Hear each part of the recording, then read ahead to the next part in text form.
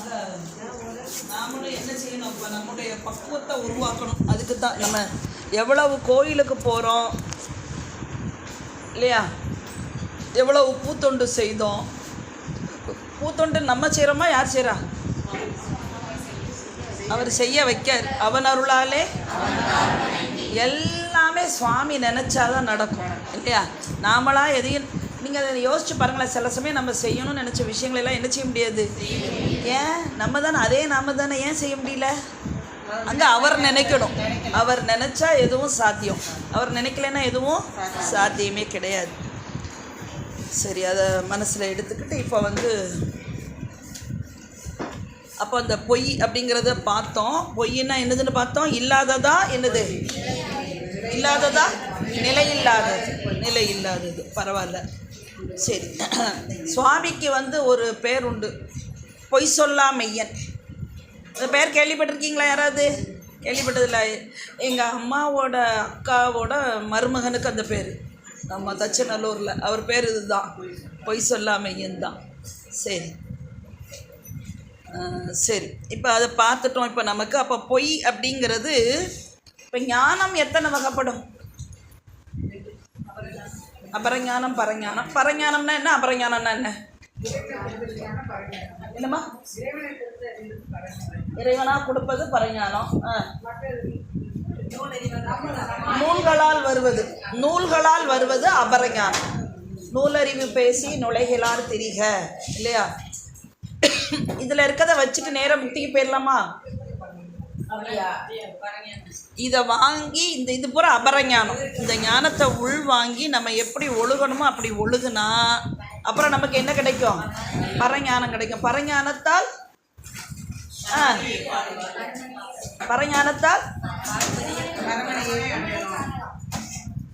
பரத்தை தரிசித்தோர் பரமே பார்த்திருப்பர், பதார்த்தங்கள் பாரார். பரஞானம் வந்தாச்சுன்னா யார் மட்டும்தான் தெரியவா? இப்போ ஒரு உலகத்தில் நம்மளை மாதிரியே சிலர் இருப்பாங்க. ஆனால் அவங்களுக்கு கூட கண்ணு குருடோங்கிற மாதிரி இருக்கும். வேற எதுவுமே அவங்களுக்கு கண்ணில் படாது. எது மட்டும் படும்? சுவாமி மட்டும்தான். வேற எதையுமே பார்த்தா அவங்களுக்கு இப்போ நமக்கு இது என்னென்னு தெரியுதா? இப்போ இது செல்ஃபோனு, இது பாட்டிலு, இது புக்கு, இது டேபிள்னு தெரியுதா? அவங்களுக்கு அப்படிலாம் தெரியாது. எங்கும் சிவமயம், எல்லாம் சிவமயம். எங்கும் சிவசக்தின்னு திருமந்திரத்தில் வருது இல்லையா. அது மாதிரி எல்லாத்தையும் அவங்க என்ன பார்க்காங்க? சிவமாக பார்ப்பாங்க. எந்த ஆசையுமே கிடையாது. மண்ணாசை, பெண்ணாசை, பொன்னாசை, எந்த மூவேடனைன்னு சொல்லுவார் அருணகிரிநாதர். அது எதுவுமே கிடையாது. ஆனால் என்னைக்கு ஆசையை குறைக்குமோ அன்னைக்கு தான் ஞானம். ஞானத்துக்கு முதல் எதிரியே என்னது தான்? ஆசை. எதை வச்சு வரும்?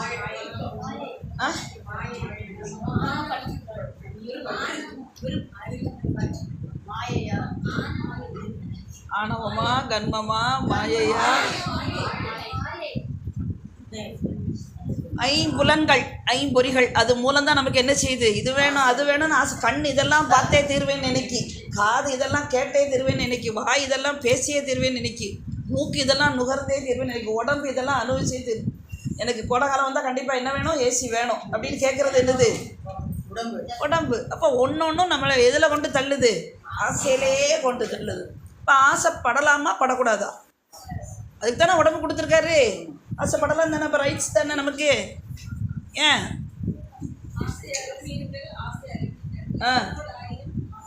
ஈசன் மேலே ஆசை வைக்கக்கூடாதா? ஆஹா, எல்லாரும் கணீர்னு வருது ஆன்சர் போகிறோம். சுவாமி மேலே என்ன வைக்கலாம்? பற்றுக பற்றற்றான் பற்றை. எதுக்கு? மற்ற பற்று விடுறதுக்கு இல்லையா. சுவாமி மேலே ஆசை வைக்கக்கூடாது. ஆசைங்கிறது காரண காரியம் பற்றி வர்றது. அப்படின்னா நம்ம அதை நமக்கு தேவையில்லைன்னா முடிஞ்சு போச்சுன்னா என்ன செஞ்சுருவோம்? ஆமாம். ஆசை படப்பட, ஆசை விட விட ஆனந்தமாமே. ஆனந்தம்னா என்னதோ? ஆனந்தம்னா என்னதுப்பா?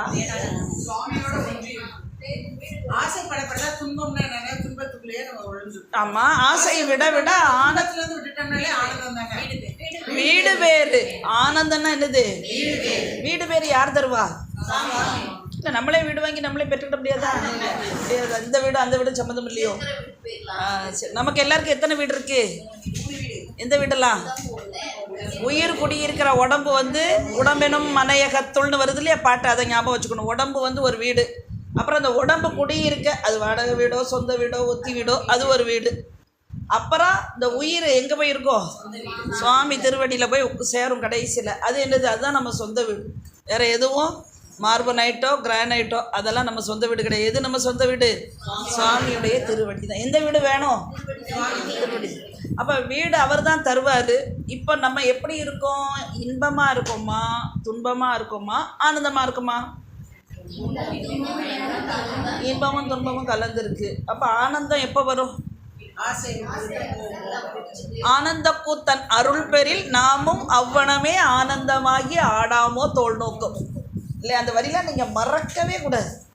ஆனந்த கூத்தன் சுவாமி ஆடுறாருல, அது என்ன கூத்து?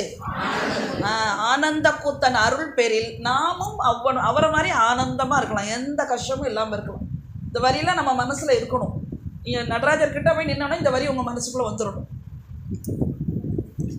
சரி, அருள் பெறில் நாமும் அவ்வனமே ஆனந்தம் ஆகி ஆடாமோ. அதுக்கப்புறம் அது தோல் நோக்கங்கிறதுனால தோல் நோக்கன்னு வந்திருக்கும். சரி, அப்போ பொய்யை அகற்றணும் இல்லையா? பொய்யை எப்படி அகற்றலான்னு பார்த்தோம். அதாவது நம்ம சுட்டி அறியக்கூடிய எல்லா பொருளும் என்ன பொருள்மா? பொய்ப்பொருள். நம்ம பார்க்குற நம்ம கண்ணுக்கு இப்போ இதுன்னு நமக்கு எதெல்லாம் படுதோ அது எல்லாமே என்ன பொருள்? பொய்ப்பொருள். அதாவது அதுக்கு வந்து தோற்றமும் உண்டு, மறைவும் உண்டு. அதனால் அந்த மாதிரி அப்போ அந்த நம்மளுக்கு பொய்யை அகற்றணும். பொய்யை அகற்றினா மெய்ப்பொருள்கிட்ட நம்ம சேரலாம். சரியா? அதுக்கு நம்ம என்ன செய்யணுங்கிறது அடுத்த பாடல். 6 தத்துவம் ஏது? 6னா எத்தனை? 6 தத்துவம் ஏது? ஆமாம், 6 தத்துவம் ஏதுங்கும் போது 36ஆக வைத்து எண்ணப்படும் தத்துவங்களோட இயல்பு அதுன்னு கேள்வி கொடுத்துருக்காங்கல்ல உங்களுக்கு கீழே 8 கேள்வி. அது வந்து என்னது? அப்போ 36 தத்துவங்கள் என்னது? மாயை. பக்கத்தே மாயைன்னு எழுதிக்கலாம் நீங்கள். அடுத்த 2வது என்னது? ஆணவம் ஏது? ஆணவம்னா என்னது? ஆமாம், அறியாமை ஆணவம். இருள்னு சொல்லலாம், என்ன அஞ்ஞானம்னு சொல்லலாம். அஞ்ஞானத்தை யாரால் நீக்க முடியும்? அந்த வரி அஞ்ஞானம் தன்னை அகல்விக்கும் நல்லறிவே. அழகாக சொல்வார், எஞ்ஞானம் இல்லாதேன் இன்பு. எனக்கு எந்த ஞானம் கிடையாது, சொல்கிறதுல எனக்கு எந்த கவலையும் கிடையாது, எனக்கு எந்த ஞானமும் கிடையாது. நீ எப்படி இருக்க? மெஞ்ஞானமாகி மிளிர்கின்ற மெய்ச்சுடர். நீ மெய்ச்சுடராக இருக்கிறதுனால, மெஞ்ஞானமாக இருக்கிறதுனால என்கிட்ட இருக்க அஞ்ஞானத்தை நீ நீக்கலாம். அஞ்ஞானம் தன்னை அகல்விக்கும் நல்லறிவே. அறிவுன்னா ஞானம். சரியா? அறியாமைங்கிறது அஞ்ஞானம். சரி, அதுக்கு அடுத்தால் என்ன சொல்லியிருக்கு? மாறா அன்றேதான் மாறா வினை ஏது? அதுதான் 3வது கேள்வி. 2வது கேள்வி பார்த்துட்டோம்ல, ஆணவம் ஏதுங்கிறதுக்கு. ஆணவம் பார்த்துட்டோம்ல, ஆணவம் எனப்படும் மூலமலம். அதுதான் மூலமலம், மெயின் அதுதான். அது எப்போ இருந்து நம்ம கூட இருக்குது? பிறவிக்கு வர்றதுக்கு முன்னால் இருந்தே. பிறவினா எந்த பிறவி? மனுஷ பிறவியா? எந்த பிறவி? ஓரறிவு உள்ள பிறவி தான் நம்ம முதல்ல வந்திருப்போம், மரஞ்செடி கொடியா. ஒத்துக்கிட்டுறீங்களா? புல்லாகி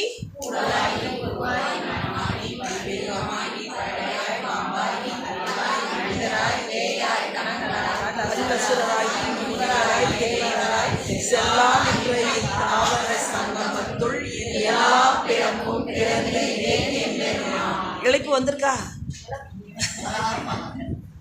இழைப்பு வந்துட்டா? வரல. ஜாலியாக தான் இருக்கும், இழைப்பெல்லாம் வரல. வரணும், இழைப்பு வரணும். சுவாமியை பார்க்காம இருக்கோமேன்னு நினைக்கும் போது என்ன செய்யணும்? இழைப்பு வரணும். சரி, அதனால் அடுத்தால இப்போ என்ன சொல்கிறாரு? அப்போ நமக்கு வந்து பிறவிக்கு வர முன்னாலேயே நமக்கு வந்து மூலம் அந்த இருந்தது தான் அந்த ஆணவம் அப்படின்னு பார்க்குறோம். அதுக்கு மூலமலம்னு பேர். அதுக்கு அடுத்தால மாறா வினை, அதுதான் என்னது? தொன்று தொட்டு நம்ம கூட தொடர்ந்து இருக்கக்கூடியது என்னது? நாம செய்த கர்மங்கள். வேதாந்தம் வந்து கர்மா அப்படிங்கும், சித்தாந்தம் வந்து கன்மம் அப்படின்னு சொல்லும்.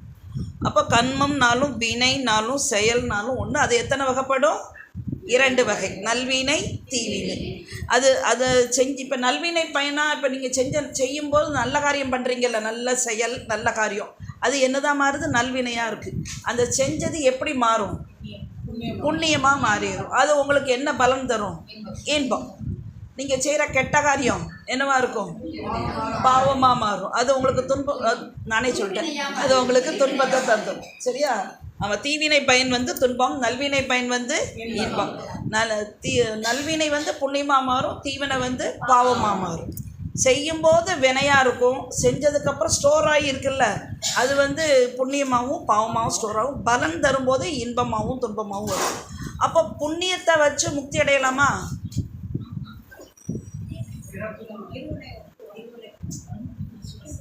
புண்ணியத்தை வச்சு முக்தி அடைய முடியுமா, முடியாதா? அப்போ அதுக்கு எப்படி பதில் சொல்லணும் நீங்கள் அப்படின்னா, வினையால் வருவது இன்பமும் துன்பமும், வினையை வென்று வருவது முக்தி ஆனந்தம்.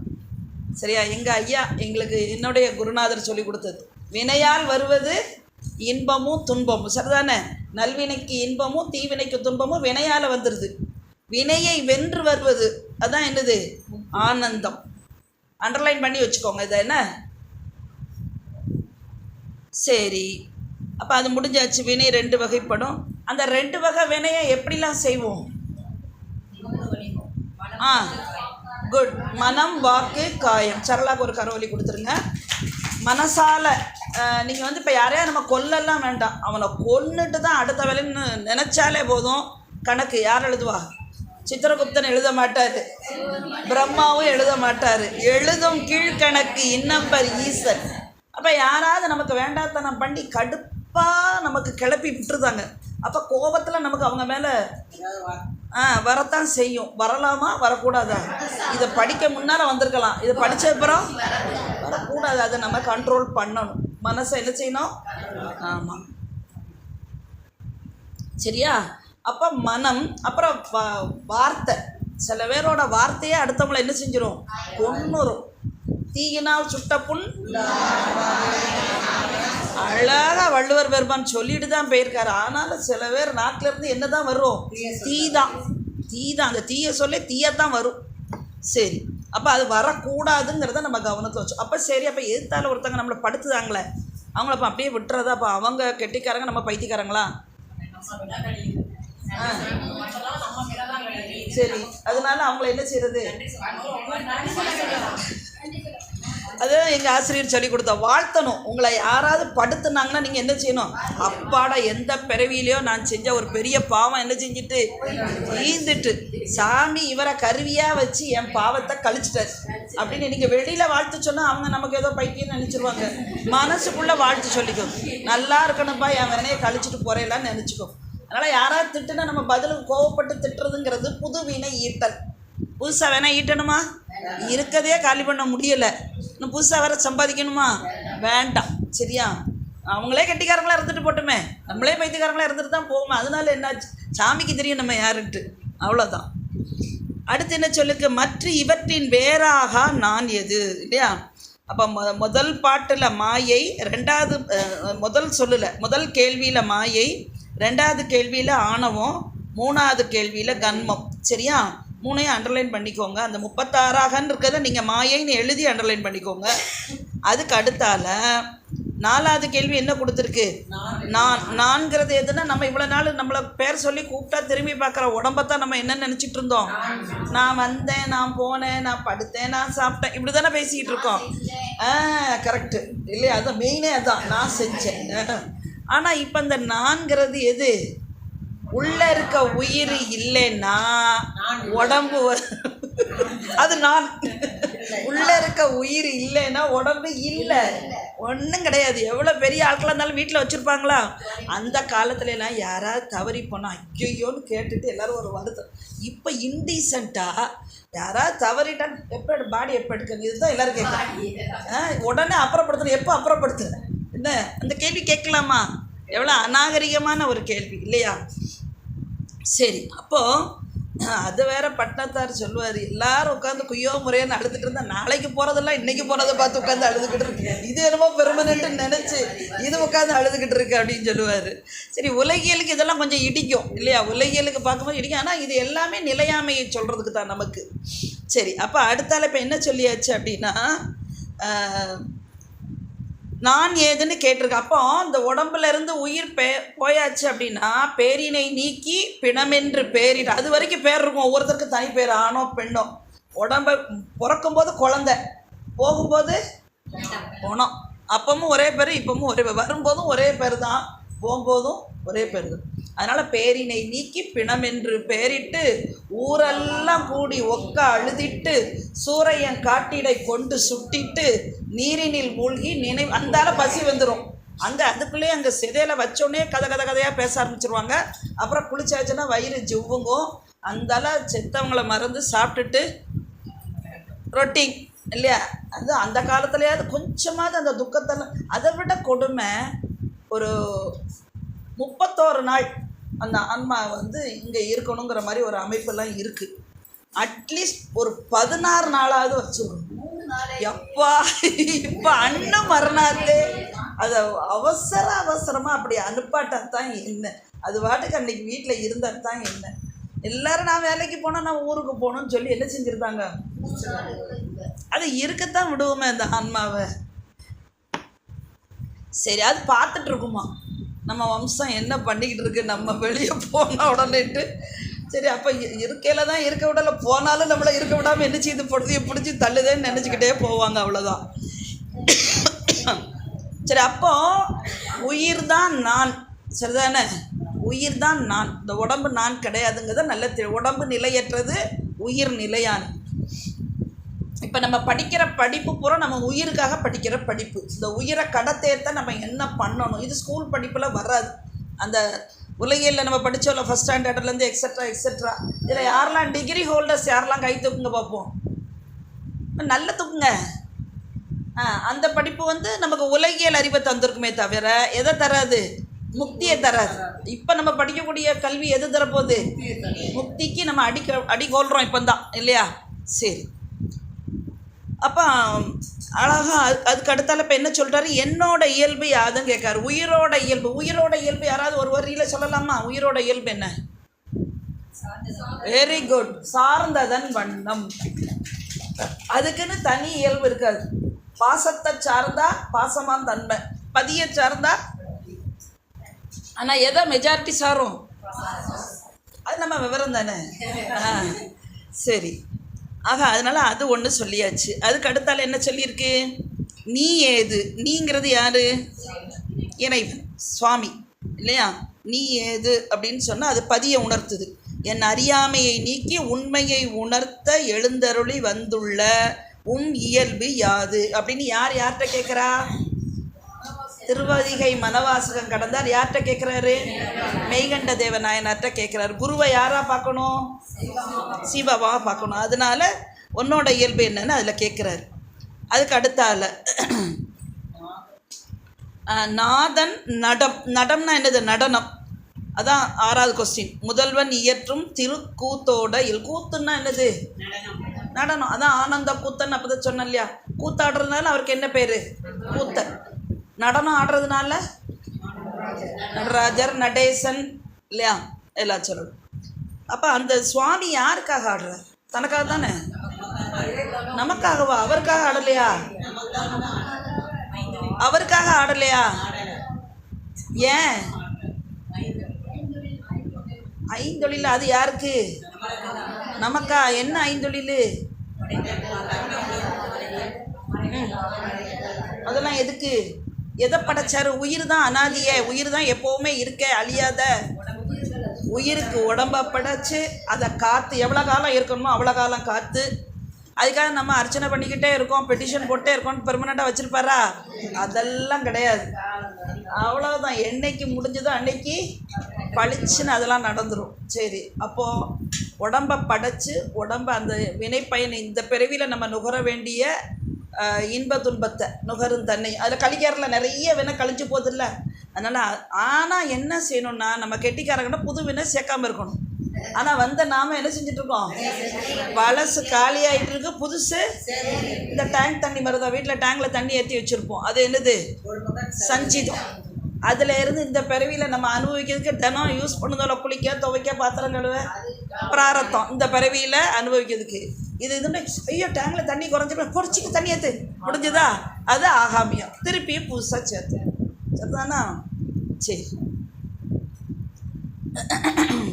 இந்த சமையல் ரூமில் இருக்கும்போதும் சித்தாந்தம் வரும். எப்படின்னு கேட்டிங்கன்னா, பானையில் இருக்க சோறு தட்டில் எடுக்கோம்ல, அது என்னது, தட்டில் எடுத்த சாதம் என்னது, பிராரத்தம். எடுத்த சோறை திருப்பி பானையில் தட்ட முடியுமா? அப்போ சாப்பிட்டு தானே ஆகணும். அப்போ கழிக்கணும். இந்த பிறவியில் நம்ம என்னென்ன சுவாமி வகுத்துருக்காரோ அது கரெக்டாக எதை கொடுப்பாரு நமக்கு, இந்த பிறவியில் எதை அனுபவிக்கணும்னு கொடுப்பாரு, எந்த பிறவியில் செஞ்சதை கொடுப்பாரு. நம்மளாம் லட்சக்கணக்கான பிறவி எடுப்போம், எந்த பிறவியில் செஞ்சதை கொடுப்பாரு? எல்லாத்தையும் மிக்ஸ் பண்ணி. ஏன்னா ரொம்ப இன்பத்தை கொடுத்தாலும் இன்ப அதிர்ச்சியில் உயிர் போயிடும், ரொம்ப துன்பத்தை கொடுத்தாலும் துன்ப அதிர்ச்சியில் உயிர் போயிடும். ரெண்டையும் தாங்கிக்கிட்டு ஜீவிக்கணும். அப்போ தான் வினையை நுகர முடியும், அந்த போகத்தை அனுபவிக்க முடியும். உலக போகமும் வேணும், சிவபோகமும் வேணும். அதனால் என்ன செஞ்சிருந்தாரு, எதை கொடுத்தா எந்த அளவுக்கு இன்பம் கொடுக்கணும். டாக்டருக்கு தெரியும்ல, என்னம்மா டாக்டர் கொடுக்கணும்ல என்ன கொடுக்கணும், அது மாதிரி எந்த அளவுக்கு இன்பம் கொடுக்கணும், எந்த அளவுக்கு துன்பம். இந்த ஆன்மா இவ்வளோ என்னம்மா கண்டிப்பாக ஆளோட பக்குவத்துக்கு தந்தாலும் கொடுப்பார். சரிதானா? அவரும் ஒரு மருத்துவர் தானே. சுவாமிக்கும் மருத்துவத்துக்கும் தொடர்புள்ள பேர் அருந்தீசர், வைத்தியநாதர், வைத்தீஸ்வரர். அவ்வளோதானா? அவ்வளோதானா? அதெல்லாம் முடிஞ்சிட்டு முக்கியமான ஒரு பேரை விட்டுட்டீங்களே, பவரோக வைத்தியநாத், பவ ஔஷதீஸ்வரர். சரிதானே? பவம்னா என்னது? பிறவி. பிறவி பிணியவே நீக்குதார். பேர்பட்ட விஷயம் ஈஸியாக நீங்குமா பிறவி பிணி? பவ ஔஷதீஸ்வரரும் சொல்லலாம், பவரோக வைத்தியநாதரும் சொல்லலாம். அது வந்து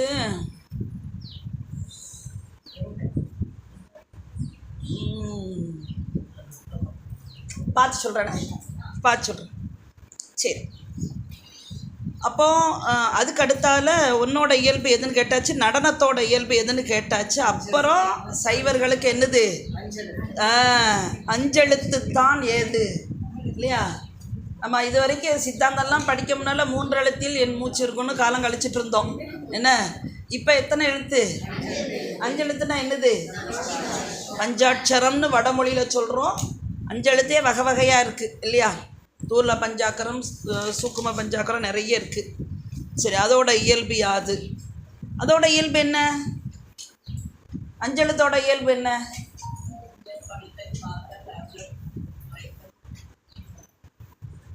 வேற? சரி, உள்ளே பாடத்திலே பார்த்துக்கிடுவோம்.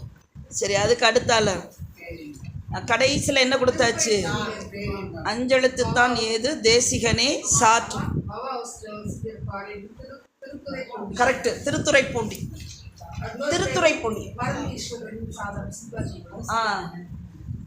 திருத்துறைப்பூண்டிமா சாரதாமா கேட்டீங்கல்ல? சரி, இப்போ முக்தியோட இயல்பு என்னன்னு தெரியணும். சரியா? அதுதான் சுவாமி என்ன செய்தார், கீழே கொடுத்துருக்கல 8வது கேள்வியை பாருங்க. தான் எனப்படும் பரமுத்தி, அதான் அந்த ப்ராக்கெட்டில் இருக்கிறதையும் சேர்த்துக்கணும். தான் ஆதல். முக்தியில் நம்ம வந்து சிவமாயிடலாம்ல? அப்படியா? சிவமா ஆக முடியாதா? ஏன்? சிவமா ஆனால் என்ன?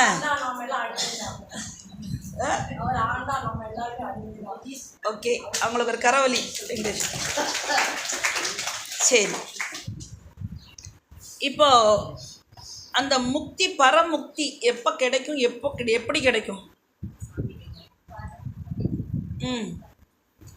ஐம்புல வேடரின் அயர்ந்தாச்சு வளர்ந்தனை தம்முதல் குருவுமாய் தவத்தினில் உணர்த்த விட்டு அந்நியம் இன்மையின். ஆமாம், எல்லா வேண்டாதல்லையும் விட்டாச்சுன்னா எங்கே போயிடலாம்? ஆனால் இப்போ சுவாமியை தவிர மீதி எல்லாம் நம்மகிட்ட என்ன செய்யுது? சேஃபாக இருக்குது, நிறைய இருக்குது, சேஃபாக இருக்குது. ஆனால் எது இருக்கணுமோ அது இல்லை, மாற்றணும். சரியா? அதுக்கு தான் சித்தாந்தம். சரியா? சித்தியாரில் சொல்லும்போது இப்போ நான் சொன்னது உங்களுக்கு சிவஞான போதம் 8ஆம் சூத்திரம். இதையே சித்தியாரில் வந்து அதோட விளக்கம் தானே. துண்ணிய ஐம்புல வேடரின் சூழலில் பட்டு துயரூறும் தொல் உயிரை மன்னும் அருட்குருவாகி வந்து என்ன செய்கிறாரு? அருட்குருவாகி வந்து மலம் அகற்றி தானாக்கி மலரடி கீழ் வைப்பன். வேறு என்னம்மா வேணும் இதுக்கப்புறம்? வேறு என்ன வேணும்? அருமையான பாடல். சரியா? துண்ணிய ஐம்புல வேடரின் சூழலில் பட்டு துயரூறும் தொல் உயிர்க்கு. அப்படி துயர். ஆனால் என்ன பியூட்டின்னா துயரில் இருக்கோன்னே தெரியல. ஐம்புல வேடத்தை ஆப்பிட்டு, ஐம்புல வேடத்தை நம்ம ஆப்பிட்டுருக்கோம். அதுக்கு என்ன சான்று?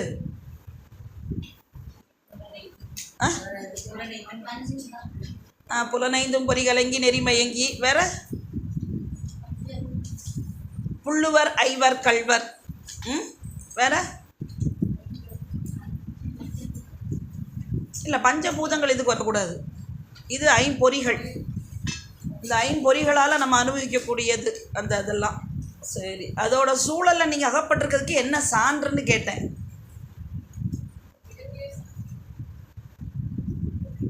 பிறவியில் தாம்மா நம்ம இதை அனுபவிக்கும்.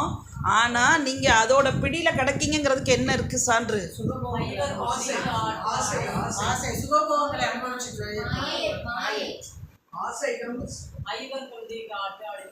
ஆழ்குடிப்பட்டு அழுந்துவேற்கு உய்யுமாறு ஒன்று அருளி செய்யி ஓனகாந்தன் ஐவர் கொண்டு ஆட்ட ஆடி.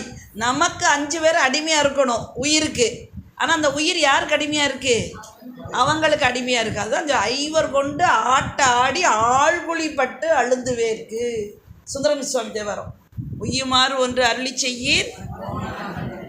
ஏம்மா, ஒரு கையில் திருமுறை ஒரு கையில் சித்தாந்தம் வச்சு வாழணும். அப்படி வாழ்ந்தால் அந்த வாழ்க்கைக்கு ஒரு அர்த்தம் இருக்குது. சரியா? என்னைக்கு எல்லாம் சரியாக போதோ தெரியும். அதான் அதில் நிறைய நம்மளோட நடவடிக்கை பூரா மாறிடுது. உடம்பு ஓரளவுக்கு மேலே ஒத்துழைக்க மாட்டேங்கல்ல. ஒவ்வொரு லைனும்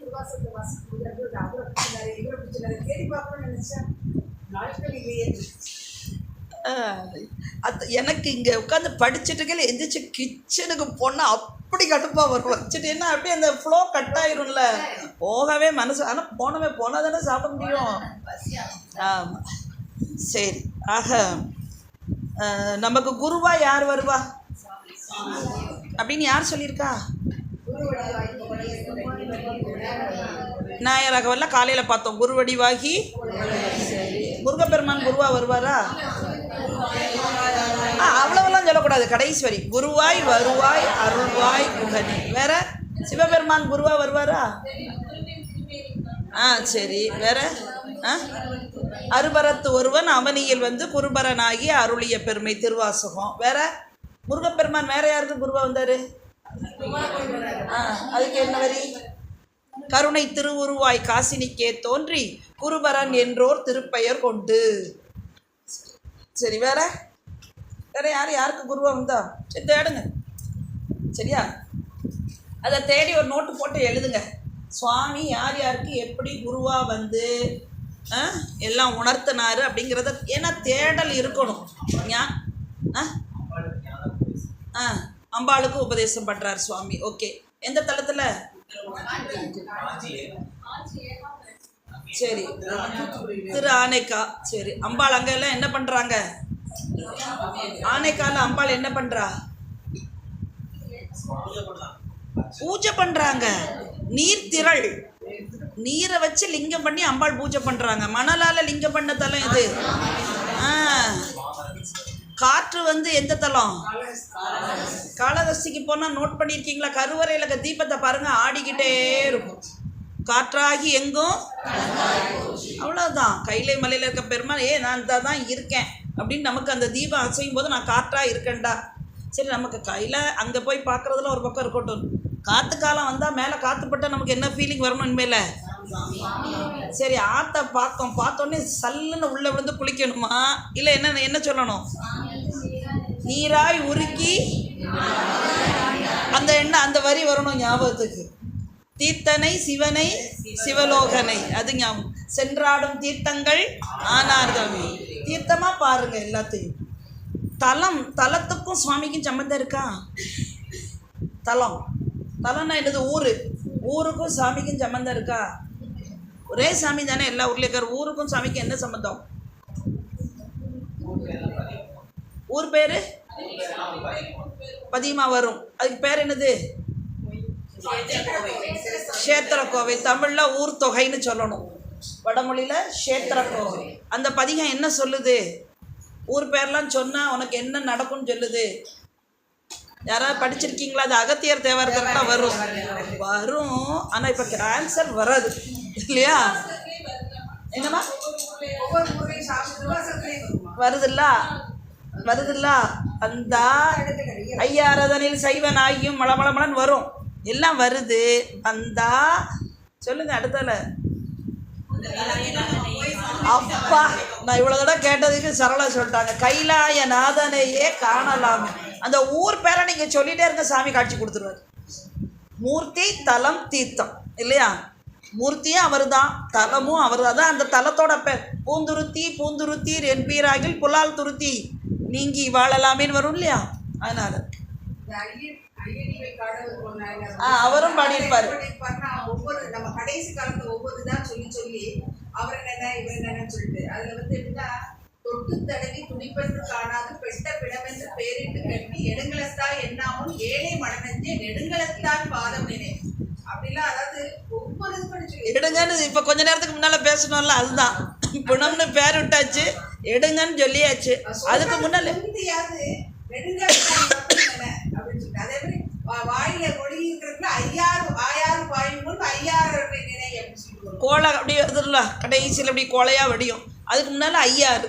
சரியா? நான் புலனைந்தும் பொறிகலங்கி நெறிமயங்கி ஐமேல் உந்தின்னு பாடுதாரில் ஞானசம்பந்த பெருமான். அந்த நிலை வர்றதுக்கு மேலே நீ ஐயாறு நினை. சரிதானே? குந்தி நடந்து குனிந்து ஒரு கை கோல் ஊன்றி நொந்து இருமி வேங்கி நுரைத்தேறி வந்துந்தி ஐயாறு வாயாறு பாயும் நெஞ்சமே ஐயாறு வாயால் அலை. வாயாறு ஐயாறுப்பா சொன்னா போறோம், நீ போகக்கூட வேண்டாம். நம்ம ஐயாறு நெடுங்காலத்தான மனசுல நினைக்கவா செய்ய. நெடுங்காலத்துக்கு என்ன விசேஷம்